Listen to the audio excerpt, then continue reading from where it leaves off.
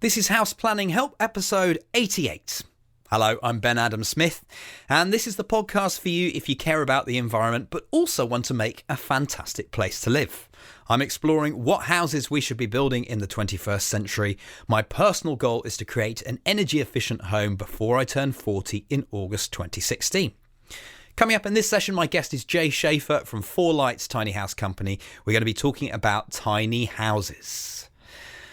I'm fresh back from Germany, from Leipzig, in fact, where the 19th International Passive House Conference was held, but my first one, so I'd never been before, and I think it was worth it for the networking alone. There were obviously lots of interesting seminars and sessions and many talks that went way over my head. Just from the networking side, there was a proper international flavour, and I know that it might sound a bit silly at an international conference because that's exactly what you'd expect, but not all international conferences have this.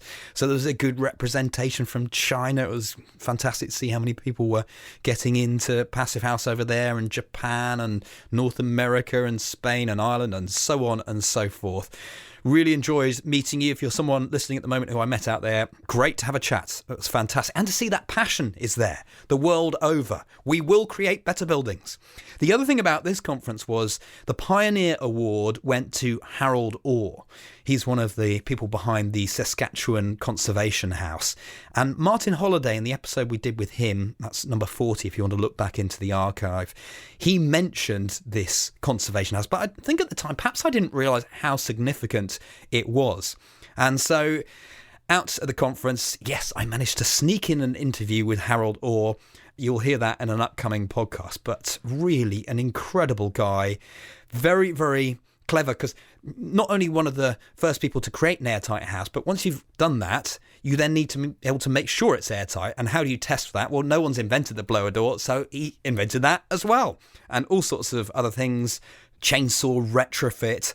Yeah, I think you're going to enjoy that one. It'll be more of a history lesson when we get to that. 88 podcasts in, and I'm ashamed that we haven't covered this topic before, that of tiny houses. We had a chat with Sarah Suzanka, author of The Not So Big House, and she definitely made us think more about space and perhaps getting more from space. So we take it a stage further today, and it's a privilege to have Jay Shafer from the Four Lights Tiny House Company on the podcast. He's one of the pioneers, the early adopters, and has really popularised the movement. So we'll get stuck in. I started by asking Jay how he became involved. At first, it was very personal. I didn't really feel that I wanted to invest what little money I had into a mortgage. So instead of doing that, I figured I'd build myself a little house that met my needs. And, I didn't really want a lot of extra space or a lot of extra stuff because resources were limited. And when I boiled it all down to my needs, I came up with a very small house. A tiny house. So is there some criteria that make it a tiny house, or is it just a small house is a tiny house? Well, I'm glad you asked that because it seems like everything's a tiny house now, much as everything is sustainable or green, at least in this country's marketing. I actually never set out to design a tiny house at all, just an efficient house. There's a book that inspired me, Tiny Houses. Well, I think that name has just caught on, and I guess it just means a house that appears to be very small. My own definition is just any house within which all of the space is being used well. And incredibly well, because I might set out to design a small house where I love the philosophy of every room being used every day. A tiny house, it just goes that stage further.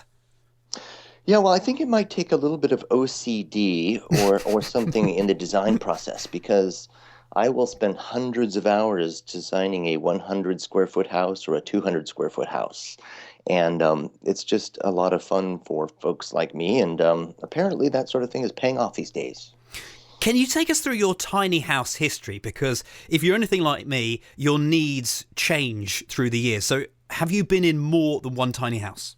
Oh, I have. Thanks for asking, because the most recent years, especially the last 5 years, have been particularly different for me. For about a decade, I lived in less than 100 square feet. Then I got married and had 2 babies. Not myself, but with help. And We, as a family of four, were living in 500 square feet at that point, which somehow seems a lot smaller than 100 square feet for one person. I guess little people take up a lot of space. Then, situation changed. I'm right now in another 100 square foot house.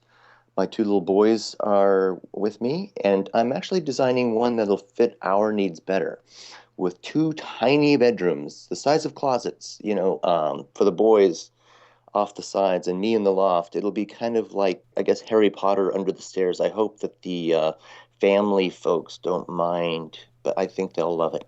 The kids will love it. And how do they take to it? Well, kids love forts. We love tree houses and all sorts of small structures as kids. I just never got over it. I think most people, or many people, never really got over it. There's something about efficiency of design that really appeals to people, and the feel of it, something that kind of hugs you, is not confining but still containing.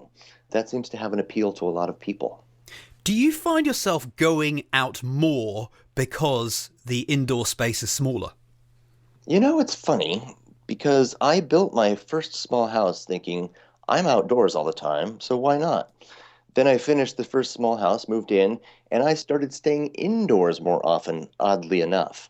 That said, a lot of folks who build tiny do consider the great outdoors to be their living room, and outsourcing one's life can come in really handy, especially if you don't include something like a shower. Well, then you wind up going to the gym a lot. The first guy I ever built a house for, Greg Johnson, is known as the Jared of the small house movement. Jared is a character featured in a hamburger restaurant commercial who lost 80 pounds because he started eating at the hamburger restaurant. Greg lost 80 pounds living in a small house. There you go. Can't argue with that, can you? No. I think he gained the weight back perhaps when he moved back out of the small house recently. Oh, that's not good news.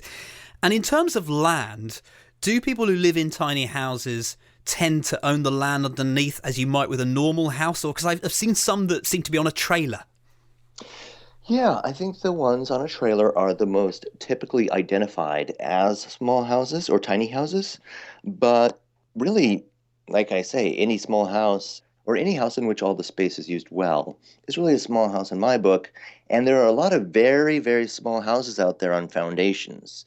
And the owner may own the land or is at least renting the land. And so that's totally a small house in my book. What does a tiny house have in it? Well, a tiny house has whatever the occupant needs in it, ideally. So if you design it yourself, that's easy to take care of. I like to go for the standard stuff: kitchen, bathroom, living room, and sleeping space. And within those areas, just the standard stuff, like in the kitchen, would just be a refrigerator, sink, and a cooking facility.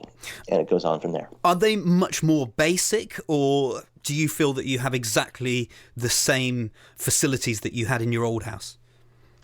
Well, I think they're more basic in the positive sense if they're done right, because you just exclude any details that are superfluous to the real design for living. Can we talk about the pros and cons? Because there must be. Some of them might be obvious, but are there any things that perhaps wouldn't come to mind? Oh, I get asked the question about pros and cons a lot. And pros, I mean, the major pro is just freedom. A lot more time to do one's own thing that one loves to do rather than working for cash nonstop. If one works for cash, doing the thing they love anyway, great. But living small allows you to take those resources and put them into things that you actually love. The downside, the primary downside, was hard for me to come up with for a long time, but I finally started mentioning flatulence. I guess that would be the one thing. If you're cohabitating with other people, that can be a problem.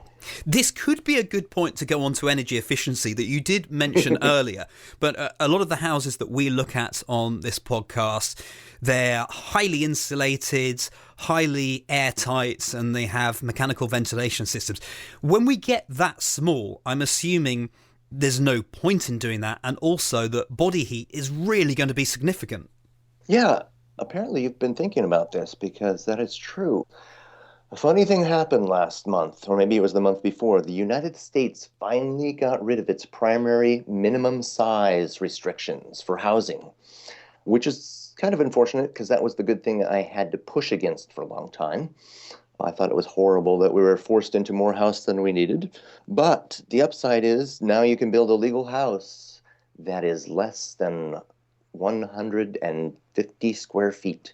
Um, the difficulty there is then you have to meet all the other codes, which require a lot of insulation and a lot of structural stuff that really isn't necessary to a small space. When you have walls that take up a quarter of the entire width of your house, it's probably not the most efficient use of space or material. So, yeah, I like to go as efficient as possible, but once you get up to a certain amount of insulation, you actually start getting inefficient by adding more because there's a diminishing return on insulation value once you get over what would be called 20 Rs. And it doesn't matter what Rs are, it's just that 20 Rs is enough. And once you get more than that, you really don't get much more out of the insulation you're adding on. And what does it mean in terms of your bills? Do you have any examples for when people ask this? Well, I've never done it or scientifically, but empirically speaking, my bills for heating a house are about 1/12 the average for the location where I'm living. So I Hmm. guess that's quite a savings. It really boils down to it's almost directly proportional to the amount of square footage you have to heat. And I'm imagining as well, it's things, material objects that you just don't have space for in the house as well. So all those other efficiency savings too. Yeah, I can't go out to IKEA like I used to. Um, Does IKEA make anything that fits in your house? well, IKEA is one of the only places that does because it's European, and over here we design big stuff still. Though it is getting smaller, it's paralleling the tiny house movement. What happens then if we want one of these? Where do we get them from, or do we have to make them ourselves? Well, you send a check to me, Jay Shafer. No, you actually you could design your own, which is nice when you have time to do that because you can design it to meet your own needs. Designing a small house is more like tailoring, like designing a suit rather than a house in the sense that it has to be ideally, very well suited to you. Besides that, there are a lot of plans for sale out there, and some are good, some are bad, some are cheap, and some are expensive, and there is no direct correlation between those things. In any case, it is nice to go for a design that is very efficient in terms of space and without a bunch of holes in the walls. It's nice if it can be efficient. What does that And mean then when you're getting efficient with space? How do we know we're on the right tracks and we don't make some massive blunder? well, it's tough. I guess without the kind of OCD I've got, it's not like it just falls into your lap usually, apparently. But in my experience, it really helps to go out and check out spaces. What feels good to you? I spent a lot of time in public bathroom stalls and in tiny boxes figuring out what actually feels like a good kitchen, for example. You get a lot of interesting stairs and whatnot, but it probably is worthwhile considering you're building a house. And even after designing my first house for something like 500 hours or more, I changed houses because I could see a few square inches here and there that could be used better. And are they always timber frame? No, SIPs panels, structurally engineered panels, work very well. Also, well, basically anything works well if you're building on a standard foundation. If you're doing thick straw bale walls, you better build it a little bigger unless you want to live in a tiny hallway. But if you're building on wheels, you'd better stick to lightweight materials. I mean, building a brick house on wheels is quite a trick. Talking about the wheels then and driving around, people don't go crazy, do they? Does this just become a caravan that you drive here, you drive there, and then really it's a bit like camping? Well, I never designed my houses for that purpose. I figure if somebody wants to drive around a lot, they should probably get something a bit more aerodynamic than something that's designed for full-time year-round living. So my houses, they cost a bit of gas, a bit of money in gasoline or petrol, as you might call it, Very good. um, driving around. So while I've done it on occasion to show people how a house can work, I don't recommend it. I've actually designed a house more recently that goes right back to the old RV, recreational vehicle or caravan idea, but is insulated for year-round habitation and designed for that kind of living. And are these houses stable and secure? What would be a typical life of a tiny house? Well, I always built mine to be better than the average house. So one of mine would presumably last longer than I will, or most of us would in general. So there's no real correlation between quality and the quantity of space. Except for that when you're building and designing very small, there's generally a lot more money that can be spent on quality of materials and construction rather than just on the quantity of space on square footage. I guess that's one of the big advantages, isn't it? That you can use some really nice top quality materials because you haven't got to go crazy. Yeah, yeah. I had no budget for my first house. I thought, well, how much money could one possibly spend on 100 square feet? And I found out you can spend an awfully lot. Oh But no, that's not what we want to hear. well, you can also spend a very little. It just depends on your tastes. Generally speaking, per square foot, it is going to be more expensive for a small house because you're still spending money on all the expensive stuff like the heater and the kitchen appliances and whatnot. And you're getting rid of the cheapest part, which is extra square footage, which you wouldn't probably be using anyway. All in all, it's cheap. Like my house, when it sat in Iowa City, was the cheapest house in town. It was also the most expensive per square foot. It's funny, I was listening to a podcast that my friend Matthew Cutler Welsh does, and every so often he mentions this, that in New Zealand they have this thing about the cost per square foot. And the number one way of getting the cost per square foot down is building a huge, great house. Yeah, I think that must be what's going on in our country as well. I didn't even realize that might not be the case in any other country, but we're into square footage here. We like our food and our buildings big and cheap if possible. So it's a tough sale, but it's finally selling. Is there a resale market for tiny houses? For example, the house that you've talked about, how did you sell that? Or did you not? Maybe you just parked it up and it was done. Well, there is a resale. I'm not really sure what the statistics on our resale value are for reselling your house when it's very tiny. I guess it depends on, if it's on wheels, you could say it's a vehicle, so it would depreciate in value typically. But if it's on a Really? foundation, well, I guess that would be the case with most vehicles, but Of then course. again, you could move it to a foundation and then you can sell it for more. So it's very ambiguous to me. That's an incredible fact.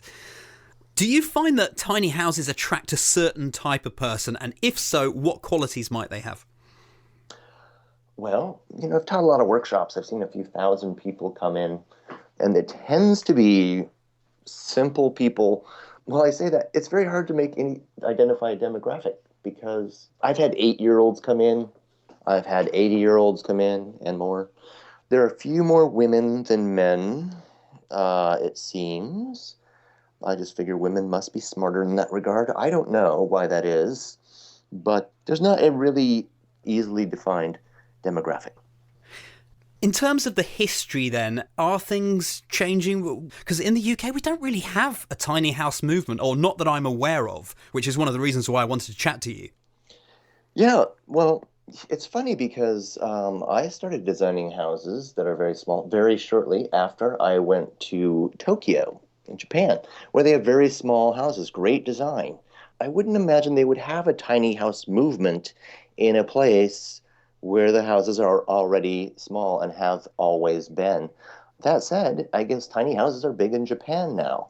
They're also big, relatively speaking, over in the UK. Oh, they are? Um, yeah, it's kind of weird because the places that have inspired my designs are now picking up on my designs, which is a great honor. And I guess it's become an international phenomenon. I love that, but it's harder for me. I would have a hard time pushing tiny houses in Japan myself. I know Lloyd Alter at Tree Hugger. I'm not sure whether you're aware of him. He loves his tiny houses. Oh, yeah. I love Lloyd because he loves tiny houses, and he's a great free advertiser of the tiny house movement. He's a great guy all round. Yes, we love Lloyd. Okay, moving on then a little bit. Tiny houses are very much about living a simplistic life. Do you think that that's where ultimately we've got to head as a species? I do. It does seem odd that all the rest of nature, even our human nature, except for the ego part, or at least the unfettered ego part, is always driving towards efficiency and abiding by the law of necessity. And yet here we are stepping outside of that and building to impress. I don't know what it is exactly, but the United States and a lot of other places have gotten far away from efficiency in its housing. And I think nature always has its way. So I think it's just coming back. And I'm hoping that the McMansion craze that was going on for a few decades here, at least, and a few other countries, was actually the fad, the trend, and that small houses are actually a normal thing. Can we talk through the design process then? If this is something that we want to do ourselves, how do we make it work? Where do you start? What might be some great tips? Oh, yeah, my gosh. I wish I'd known about the internet when I first started designing my first house. Well, it's convenient that laptops now, or even phones, can be your entire entertainment center. But to Google the term tiny house or small house back in the late 90s, when I was thinking about this stuff at first, you wouldn't find anything much except for 2,000 square foot houses or a few very small houses here and there. Now you Google that term, there is so much inspiration, you can't get through it all. There are just so many tiny houses out there and tiny house ideas. That's a good place to start with that kind of inspiration. Beyond that, material-wise, technology has completely followed the small house movement. There are more efficient ways to build a wall, for example, than there used to be. Light and efficient in terms of the insulation within. So polyisocyanurate, for example, is just an insulation that's come along recently that happens to be thin and effective. So thank you, technology. As we get towards the end of the interview, are there lots of common questions that you get asked? I'd be intrigued what those might be. Oh, I do get asked about the cons of tiny houses a lot, so thank you for asking that, though I do have to present my somewhat flippant answer because that's the only one I know. Other questions, merits sustainability, in terms of efficient use of resources and living. I guess the main message I like to put out there is that it's just so liberating to live in a space that fits your needs without having to take care of a lot of extra. And just a little quirky question here. I noticed that there's an Australian filmmaker who's been shooting out in Portland, Oregon. Have you heard of this film, and are there lots of other films about tiny houses? Oh, I'm so excited that there are. I'm eager to find out who this filmmaker is. It's possible that I know who it is, but I don't know who that is. There are a few films. Tiny, the movie, became at least number 4, if not higher, on iTunes' most popular documentaries list, and is still way up there, made by a couple friends of mine. And there are a few out of the Netherlands. They like small stuff up there. And yeah. Oh, and speaking of Australia, it seems like the places with the biggest houses are the most into tiny houses. Australia has the biggest houses in the world right now. I think it's a backlash thing. Well, it's been absolutely fascinating to chat with you. I appreciate your time. Jake, thank you very much. Thank you, Ben. I appreciate it. As ever, we've been taking the notes at this end, which means you can reflect on this episode at houseplanninghelp.com/88. There's a summary of the interview. We've got some photos in case you're wondering what these tiny houses are. I'm sure you've seen them about. Links to Jay. You can leave a comment or ask a question. Once more, the web address, houseplanninghelp.com/88. A quick announcement to make and then a call to action, then we're done. We're getting very close to relaunching the Regen Media website. Do you ever find that perhaps you're a business owner yourself and it's always the internal stuff that happens last because you're focusing on your clients, making sure they're happy first? Anyway, this has been in the pipeline and getting very close to being relaunched. Regen Media is my content creation company that we dedicate to the construction industry. So if you're looking to drive more traffic to your website, we can do that through creating a video or an audio podcast or helping you improve an existing podcast. And one of the things that I want to make sure that I do this time around is to share tips on there on our blog of how we do it. So if you're wanting to use some of the knowledge that we've built up over time, or perhaps you just don't have the budget to do it, then we can help you out as well. But overall, I'm hoping it's just going to be easier to navigate, easier to understand how we work, and you can look at case studies, all of that sort of thing. If you found the podcast useful today, then I'd like to ask this as a call to action that you can write us an honest review in iTunes. Why iTunes? Well, it's because it's still the largest directory. And so if we get more reviews in there, it tends to bump us up the rankings, and that means we can get the message further, and so on and so forth. So if you could do that, it would be really appreciated. Next time, Bjorn Kjerulf from Createra is my guest. We're talking about that sweet spot. You want your low energy building, but you also want it built out of natural materials. How does that work? Can we really have both? So we'll find out next time with Bjorn. I hope you can join me for that one. Cheers for listening. Bye.